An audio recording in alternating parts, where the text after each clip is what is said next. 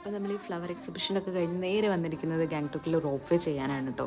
ഒടുക്കത്തെ കാത്തിരിപ്പായിരുന്നു മക്കളെ. 1 മണിക്കൂറോളം ഞങ്ങൾ വെയിറ്റ് ചെയ്തു. ഇപ്പോഴൊന്നും കണ്ടില്ലേ, റോഡ് വരെയാണ് ലൈൻ നിൽപ്പുണ്ട്. പാവം തോന്നുന്നവരെ കണ്ടിട്ട്. എന്തായാലും നമ്മൾ ആ കാത്തിരിപ്പിനുള്ളിൽ ഞാൻ അവിടെ എത്തി.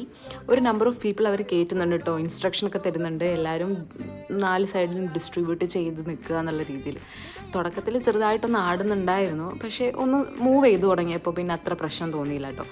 പോയിൻ്റ് ടു പോയിൻ്റ് ആണ്. ഇവിടെ നിന്ന് തുടങ്ങി ഒരു പോയിന്റിലെത്തി, പിന്നെ തിരിച്ച് നമ്മൾ ഇവിടെ തന്നെ കൊണ്ടുവന്നാക്കും. ഈ ഒരു ടോപ്പ് വ്യൂ, ഈ ടൗണിൻ്റെ ഒരു ടോപ്പ് വ്യൂ നമുക്ക് ഈ റോപ്പ് വ്യൂടെ കാണാൻ പറ്റും. നല്ല ഒരു സ്കൈ വ്യൂവും പിന്നെ ഇപ്പുറത്ത് കുറച്ച് നല്ല മലനിരകളൊക്കെ നമുക്ക് കാണാൻ പറ്റും കേട്ടോ. എന്തായാലും ഞങ്ങൾ എൻജോയ് ചെയ്തു. ഇത് കഴിഞ്ഞ് it was A long day. So ഈ റോപ്പിയോടെ ഞങ്ങൾ വൈൻഡപ്പ് ചെയ്തു.